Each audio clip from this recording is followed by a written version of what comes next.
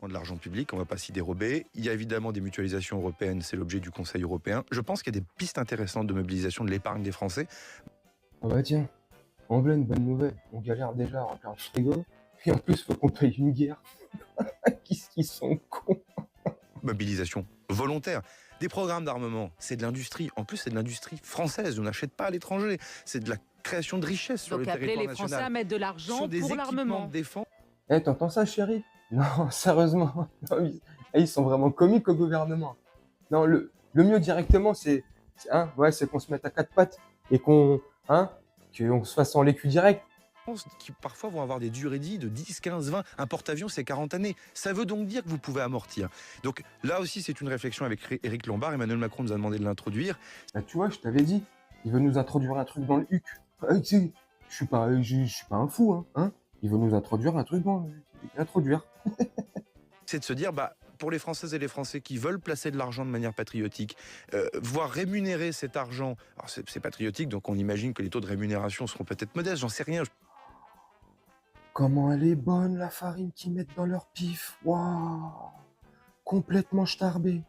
Pas ministre d'économie et finances, mais de se dire que cet argent-là va permettre de réarmer le pays, je trouve que c'est intéressant comme idée. Puisqu'on parle de... Eh, franchement, Léa Salami, elle est vraiment con. Oh, purée. Sébastien Lecornu, ministre de la connerie. Il porte très bien son nom de famille, celui-ci. Lecornu. Non, mais complètement starbé. Eh, ils ont plus honte de rien au gouvernement. Ils sont complètement déconnectés de notre réalité. Nous, on vit un monde, et eux, ils vivent un monde parallèle. Leur monde à eux, leur paradigme qui se sont créés. Où, dans leur monde, ils nous vident les poches. Ils nous saignent, ils nous tondent comme des moutons.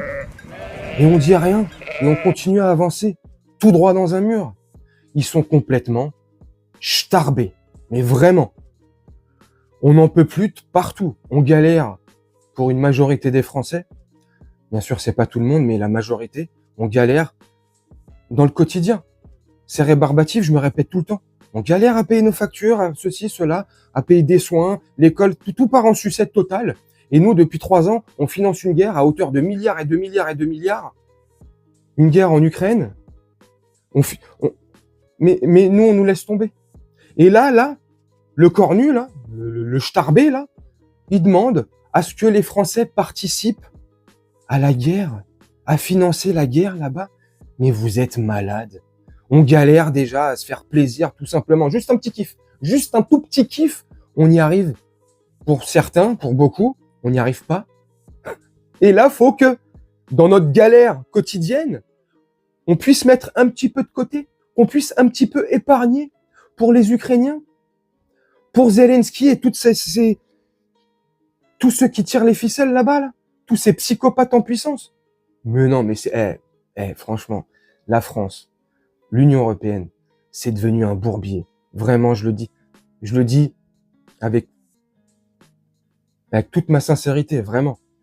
Ceux qui peuvent, bien sûr. C'est pas facile de reconstruire une nouvelle vie, de partir.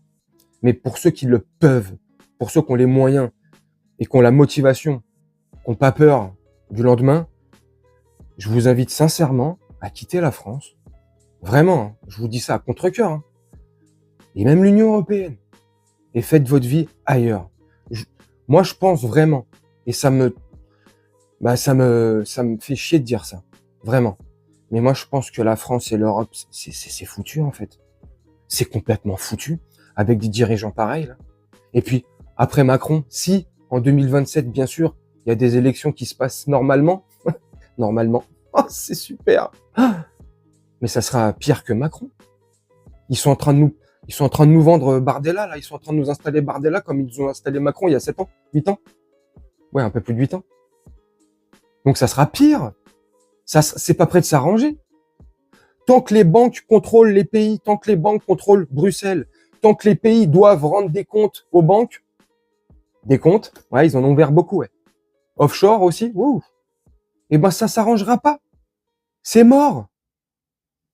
En toute décontraction, sur une radio du service public, pardon, je remets à l'endroit, avec Léa Salami. Vous pouvez, pour ceux qui me connaissent et qui me suivent depuis un bout de temps, vous savez que j'aime pas cette présentatrice, j'aime pas cette animatrice, j'aime pas cette propagandiste. C'est un salami, c'est un saucisson de conneries. C'est pas une journaliste. Ça, c'est pas une journaliste, ça. Enfin bref. Donc dans une émission, dans une radio du service public, l'autre, il vient débiter des conneries.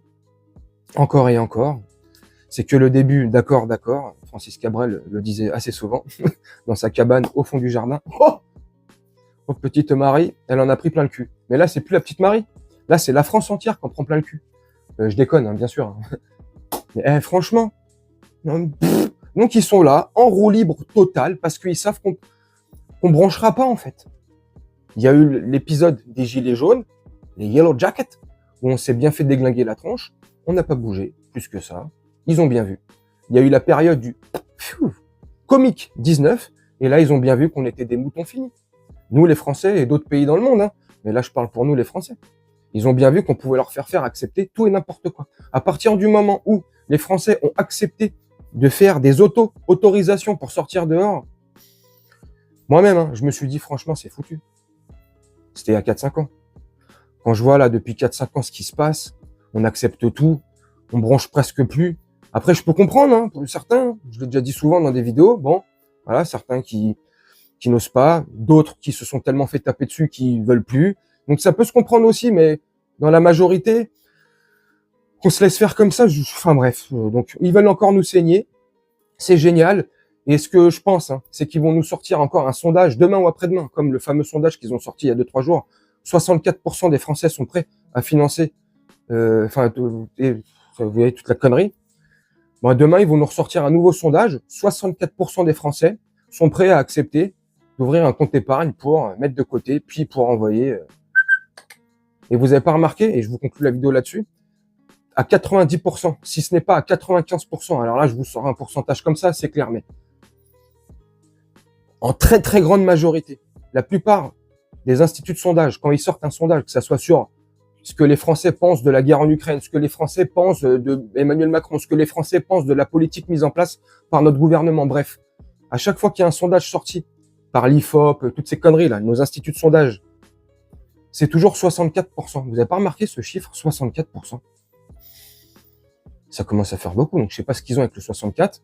Je sais pas ce qu'ils font avec, je sais pas, mais 64%. Donc ça m'étonnerait pas que dans quelques jours, 64% des Français sont prêts à ouvrir un compte épargne. Oh mon Dieu. Bref, moi je sais pas ce que vous en pensez. N'hésitez pas à me dire votre avis en commentaire. Moi je vais vous laisser là-dessus, faire un petit montage tranquillement, et puis nous on se retrouve bientôt pour une prochaine vidéo.